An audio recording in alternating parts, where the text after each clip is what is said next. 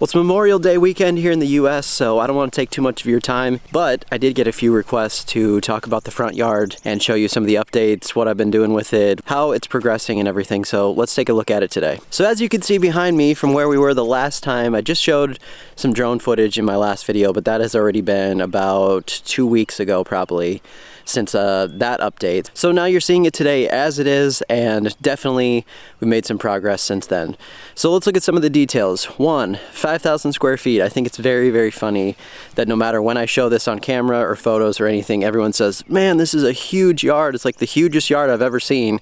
And it's only 1,000 square feet bigger than I was real mowing at my other property. If you put the side yard together, front yard together, and that little side yard on the north there where I had bluegrass, you put all those things together, that was 4,000 square feet. This is 5, so not huge, but I know on camera, just because we have no neighbors, we have nothing around the building except just this building right here, then it definitely does look bigger than it is. So manageable with what I'm doing right now, and we'll talk about equipment and stuff here in a second. I planted this, I will put up on the screen the exact date that I planted this, but if you remember, the spring was really cold, so I didn't get germination quite as soon as I usually would with ryegrass if I'm doing a fall renovation. So it still needs some maturity time, definitely, but where we're at right now for the time frame, I'm very pleased with. So this is my elite perennial ryegrass, of course, my favorite grass type. Excited to keep on going with this and see this into full maturity.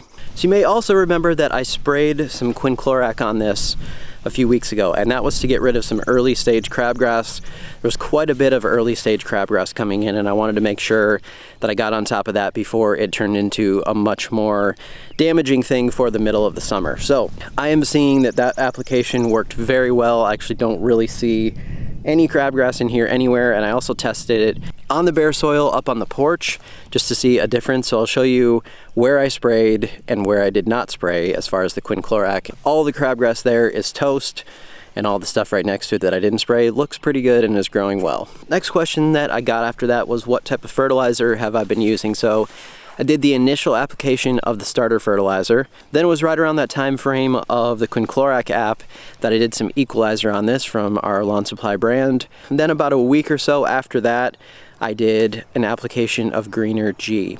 And that one is my favorite granular that we carry. Absolutely love the response from it and color and everything. So that was about a ½ pound of nitrogen.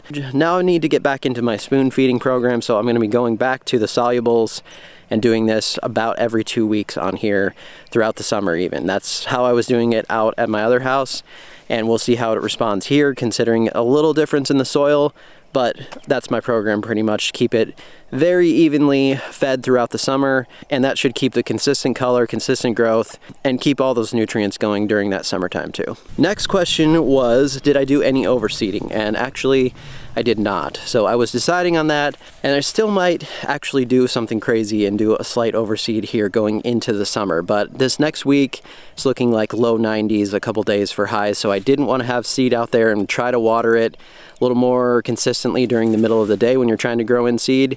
I just didn't want in those humid conditions to cause a lot of issues with the soil being wet going into the evening. So right now I'm letting it be on the slightly drier side, and we'll talk about irrigation here in just a moment too.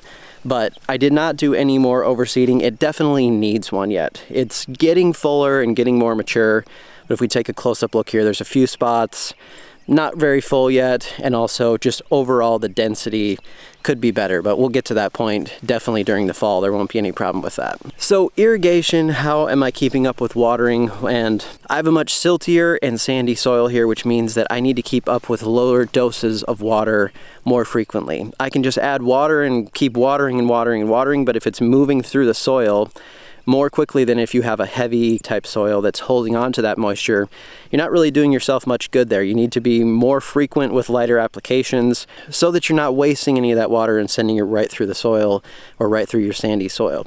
So it's totally fine if you have a sandier, siltier type of soil to do watering more frequently. Don't feel bad about it. Actually, even at my old property where I did the sand cap and I was starting to add some of that sand layer on top, I had to be more frequent with lighter doses of water in order to get that going. Now, something that I will be adding to this too is a wetting agent, which I haven't done yet, but I definitely need to get done before this heat comes. That just helps to even out your watering, just in case there's any crusty soil there that's not taking in the water very well. It helps to make sure that the water water soaks down in. So I will be adding that very soon too. But if you have a very heavy soil, then you have some benefits there in terms of holding on to more moisture, but you have some disadvantages too, because in times when it rains a lot, it's not getting rid of that moisture and it's hard to get out on it to mow. Sometimes it causes more fungus problems. So I know that's not a great answer in terms of how much you need to water. I can't really tell you that depending on your soil. And I'm also just coming out here with my soil probe, checking where that moisture is in the soil and making decisions from that. So now how about the equipment that I'm using? I'm still using my manual reel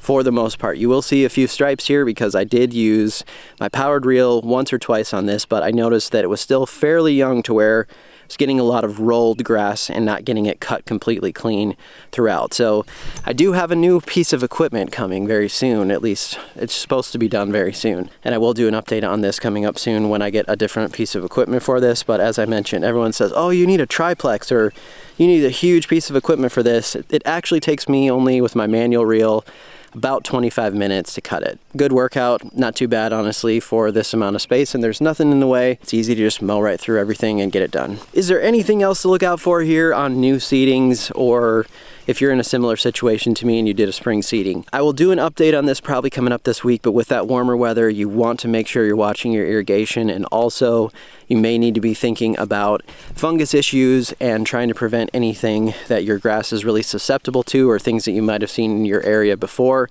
For me, Pythium can be a problem on ryegrass, so I have to be careful with that.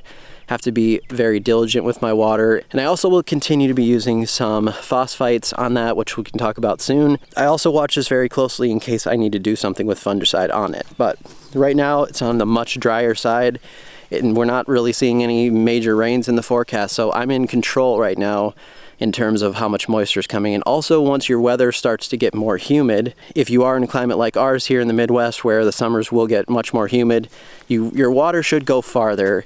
Even if you have a sandier or siltier soil, you're not losing as much water out of the soil every day. So pay attention to those things too. Just because it gets hot, you don't necessarily need to just bomb water on it all the time.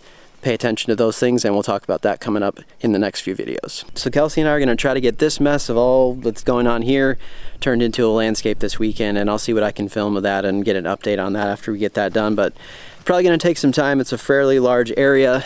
But as I said, hope you're having a great holiday weekend, and there'll be more videos coming soon as we move into summer. Thanks so much for watching today. We'll see you next time.